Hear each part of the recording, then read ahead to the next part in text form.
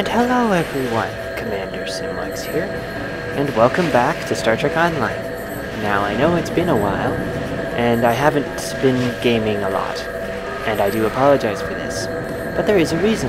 I have been establishing a second channel, and if you are a music lover and like Native American flute, I have just the channel for you. And I am known on that channel as Northwind Wolf. My second channel, as Northwind Wolf, contains a bunch of awesome Native American flute tracks with nature backdrops. I will put a link in the description if you wish to learn more about my channel, also nicknamed The Wolf Den. Now back to gaming, which is why we're all here. Again, I apologize for not doing this sooner, but as you can see, I am back in Star Trek Online, and it is now the summer event of 2016. Behind me is the Resort Hotel of Ryza. This video will be covering some of the awesome temporal gear, which rank among my personal favorites, and testing them in a mission to see their effectiveness firsthand. Now, I realize that in this video I cannot cover every single piece of temporal gear in this list, and for pieces of temporal gear and temporal equipment which are available that I cannot cover, I will still attempt to at least cover the stats within them. Now, I know that I have received at least one comment regarding the Wells-class uniform, which I wear while doing these videos as a character. This uniform is a piece of the temporal gear, which I will be reviewing among other things. You can get the Wells-class uniform for 200 Lobies in the Lobie store on Drazana Station, or through the remote link if you happen to have Lobie crystals in your inventory, which you can utilize in your ability tray to get a remote link to the store. Now, let's set off, and just before we go, I will swap over to my temporal gear. Much better. And I will see you at the mission site. And welcome to the mission I have selected to test these temporal weapons and gear in. I have chosen Stranded in Space, as it is an early mission in the game, which everybody who has played Star Trek Online is likely to be familiar with, and it is a mission that contains both space and ground elements. A disclaimer before we start, the mission does upgrade in level depending on who warps in, so therefore the enemies will be at my level, level 60.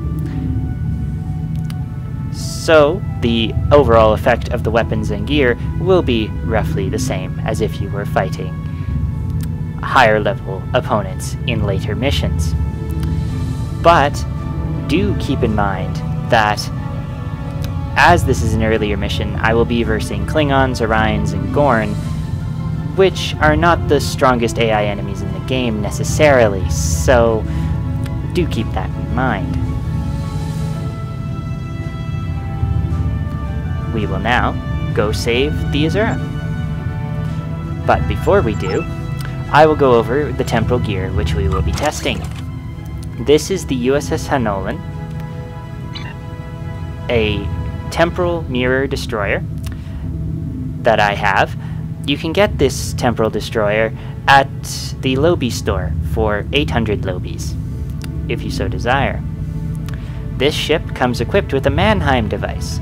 The Mannheim device creates 2 temporal duplicates. So you have a total of 3 ships help in the fight.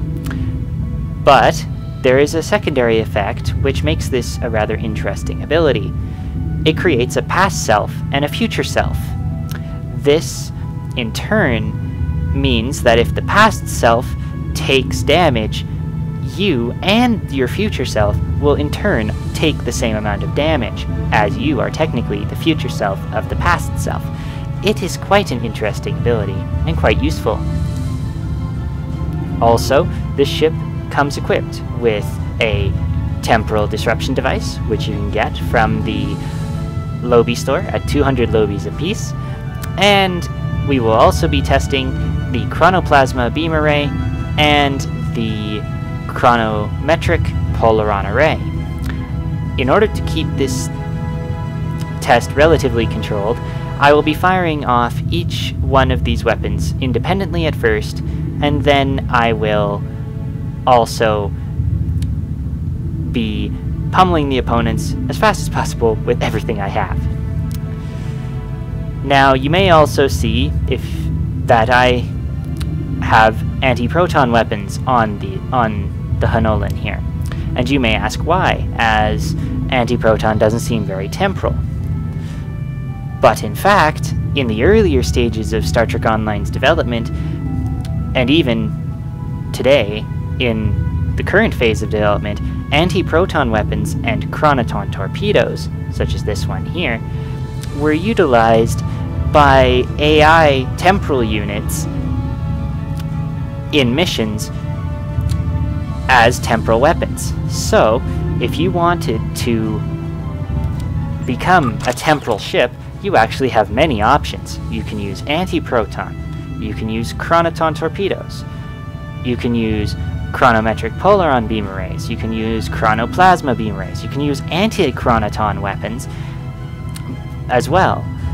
But the thing is that it is all up to the individual person which one you would like to use.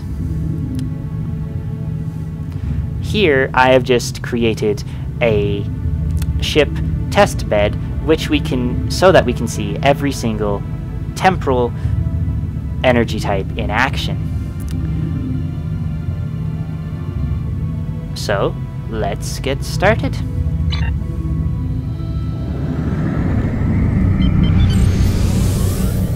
So I will fire off the anti-protons first. As you can see, they did a pretty decent amount of damage from the numbers that are hovering above the opponent. That was a single chronoton torpedo, a pretty decent amount of damage. And I do apologize for the rather rapid camera movement, but I am trying to keep the opponent in the camera so that we can see the damage that is being dealt to the opponent, which is floating above the ship now. I will now fire a high-yield temporal disruption device. The temporal disruption device is pretty awesome. As you can see, it deals a pretty decent amount of damage. It has dealt almost 10% worth of damage in a single torpedo. There is a downside to the temporal disruption device though, as it functions similarly to a tricobalt torpedo. This means that it can be shot down, but in high-yield mode, it also creates a temporal disruption around itself, which makes itself harder to target, as well as dampens the engines of nearby opponents. This is by far my favorite, and all-out favorite, temporal weapon in the game. You can also fire multiples of them using torpedo spread, but if the multiple temporal disruption devices hit each other, or are too close together when one of them detonates, they will in turn both detonate, meaning that you have to be careful when you utilize them. Now, I will test out the Chronometric Polaron Beam Array. As you can see, this beam array is dealing a pretty decent amount of damage at range. But by itself, as most beams are, cannot penetrate the enemy shields.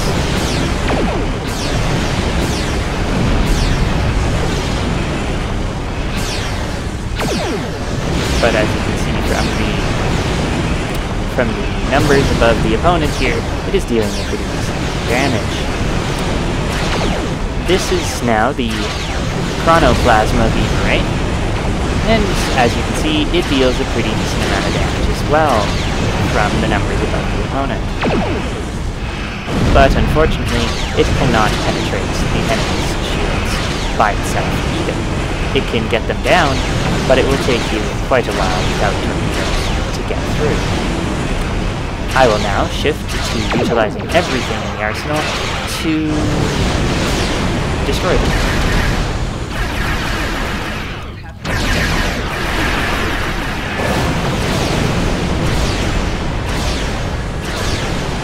As you can see, all the different temporal energy types put together really do a lot of damage.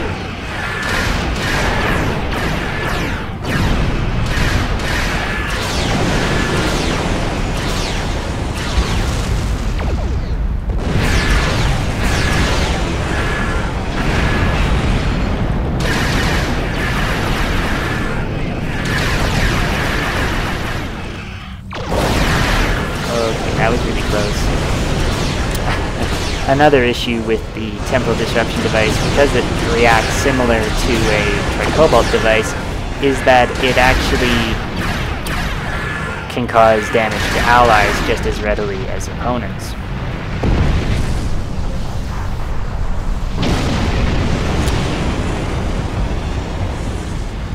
We will now head over to the other set of enemies, and I will use the Mannheim device to quickly dispatch these guys. Now you can see there are two copies of me, one past self and one future self. And they are all using anti-protons and chronoton torpedoes.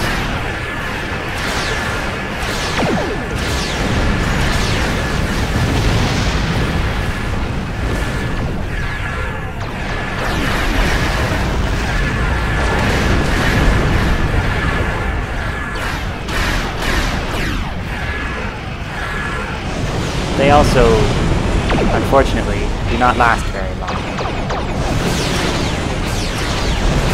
But they are quite powerful while they are there.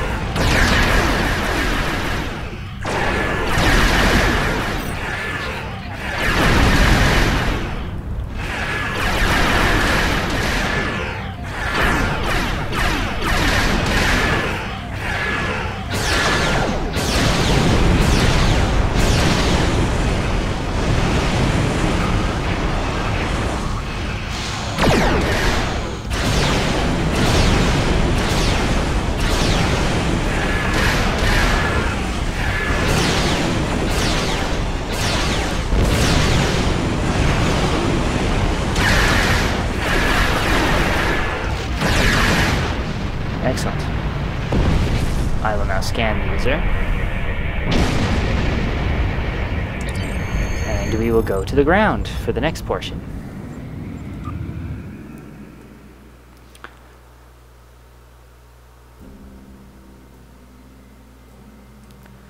Now, before we set off, I will now quickly go over some of the temporal gear which we will be testing. We will be testing the flux capacitor, or the temporal flux capacitor, which provides a shield and phases you temporarily out of space-time. This makes you invisible and also immune to enemies. Great for getting out of flanking maneuvers. We will also be testing the two pieces out of the Nakul set, the Nakul Temporal Operative Shield, which has a temporal slip ability that triggers after you get below 20% shields. This will shift you out of space-time once again, making you immune and invisible to opponents, while also regenerating your shields quite readily. The Nakul operative armor is also quite strong, but it is not as strong as the Mako set, which I will show you now just by comparing the two.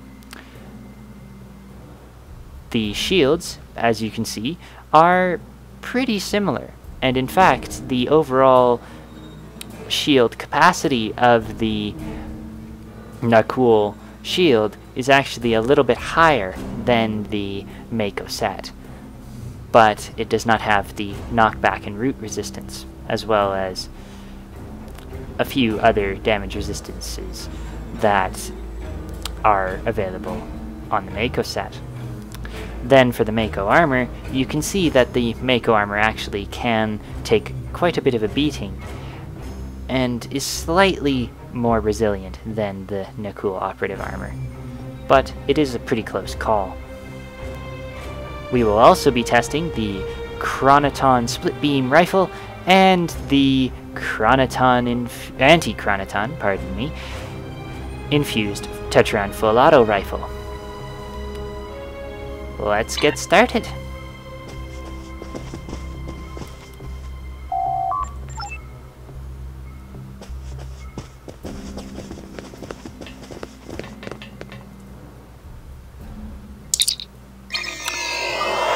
Now, for the first little bit, I will actually tell my bridge officers to stand their ground here at the transporter pad in order to keep the test a little bit controlled. We will be starting with the Chronoton split beam rifle, and I will swap out of shooter mode just to make sure that the test is not skewed in any way due to me accidentally missing a target or something like that.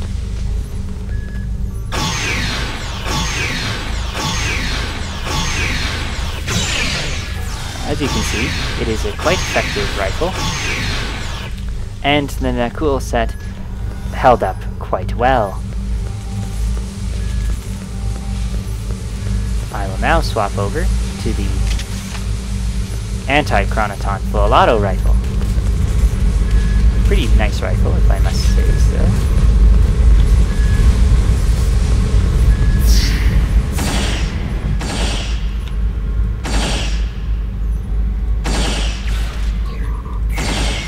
Okay, I'm being flanked. Now, to get out of this, I'm going to go into the temporal thing. And that temporal flux capacitor has just allowed me to get behind the opponent and shoot him.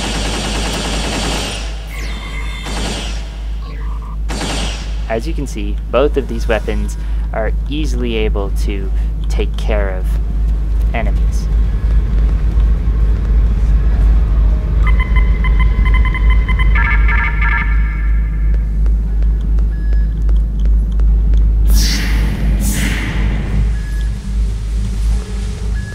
I will now swap back over to the Chronoton split beam rifle for the next one.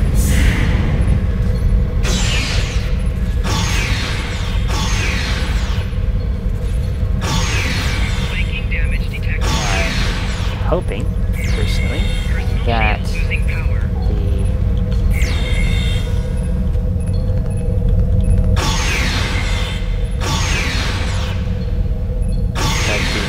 temporal slip will occur, but if it doesn't, that's alright.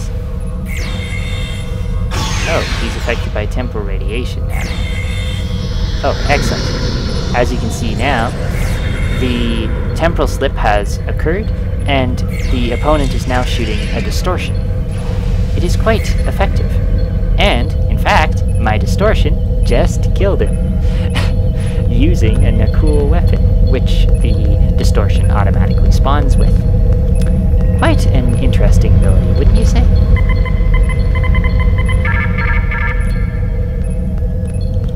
We will now head into the engine room and continue.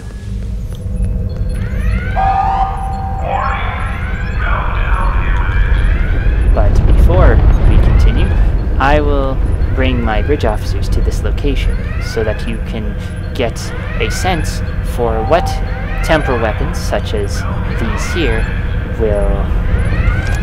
such as the Chronoton full auto, or the pardon me, once again, anti-chronoton full auto, and the chronoton split beam rifle can do. And just to make it fair, I will put back the chronoton full auto, anti-chronoton full auto rifle that I stole from one of my bridge officers. We will now continue.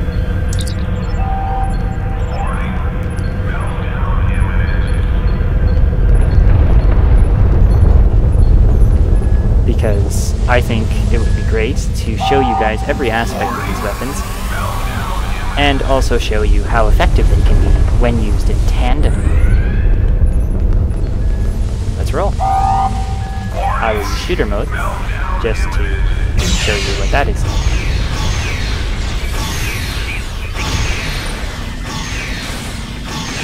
Ah, yet another temporal disruption.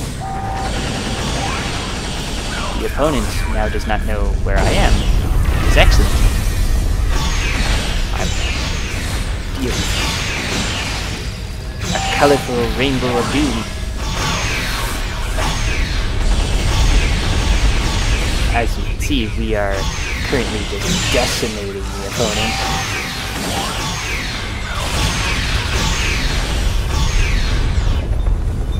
We have successfully cleared all corridors.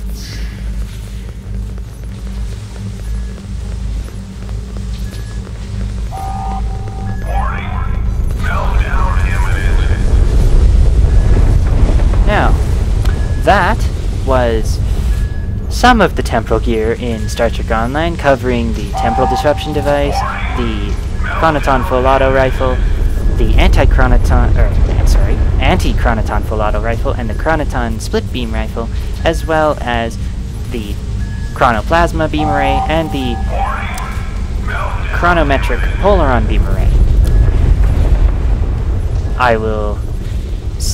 And that concludes part 1 of the temporal gear review. As I see, I am currently running out of time.